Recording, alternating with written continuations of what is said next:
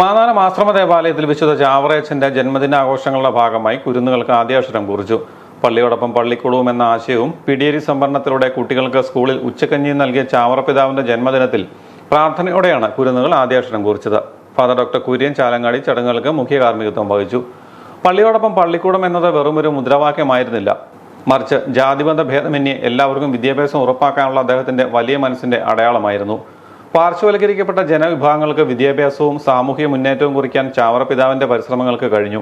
ദാരിദ്ര്യം കാരണം ഒരു കുട്ടിയും പഠനം നിർത്തരുത് എന്ന ചിന്തയിൽ നിന്നാണ് അദ്ദേഹം ഉച്ചക്കഞ്ഞി പദ്ധതിക്ക് തുടക്കമിട്ടത്. ഇന്നത്തെ സർക്കാർ സ്കൂളുകളിലെ ഉച്ചഭക്ഷണ പദ്ധതിയുടെ ആദ്യ രൂപമായിരുന്നു പിടിയേരി സംവരണത്തിലൂടെ നടത്തിയ ഉച്ചക്കഞ്ഞി വിതരണം. ജനകീയ പങ്കാളിത്തത്തോടെ എങ്ങനെ നന്മകൾ ചെയ്യാമെന്ന് അദ്ദേഹം വ്യക്തമാക്കി.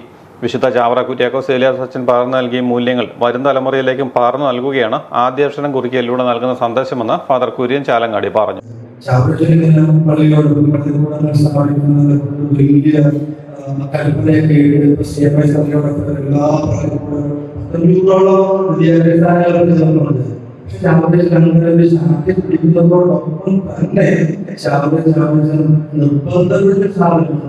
സ്കൂളിൽ വരുന്ന ഈ പാപം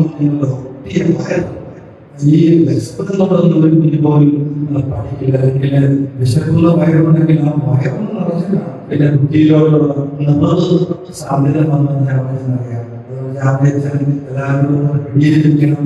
നിങ്ങൾ നിങ്ങളുടെ കുട്ടികളിലൂടെ നിങ്ങളുടെ വീടിന് വേണ്ടിയിട്ട് ഭക്ഷണം ഒരു പിടിയൊന്നും മാറ്റി വെച്ചു.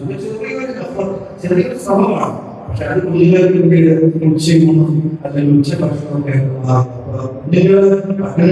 കുഞ്ഞുങ്ങളുടെ മുമ്പിൽ ചാവറയച്ചെന്നുള്ള ആവേശം ഞാൻ അവിടെ ആഗ്രഹിച്ച് നമ്മുടെ ഒത്തിരിയധികം വലിയ വലിയ വലിയ കാര്യങ്ങൾ ചെയ്തിരിക്കുന്നു. നമ്മുടെ കുഞ്ഞുങ്ങൾക്ക് കാര്യങ്ങൾ. ആഘോഷങ്ങളുടെ ഭാഗമായി രാവിലെ 7-നും 11-നും വിശുദ്ധ കുർബാനയും നടന്നു. നിരവധി വിശ്വാസികൾ പങ്കുചേർന്നു.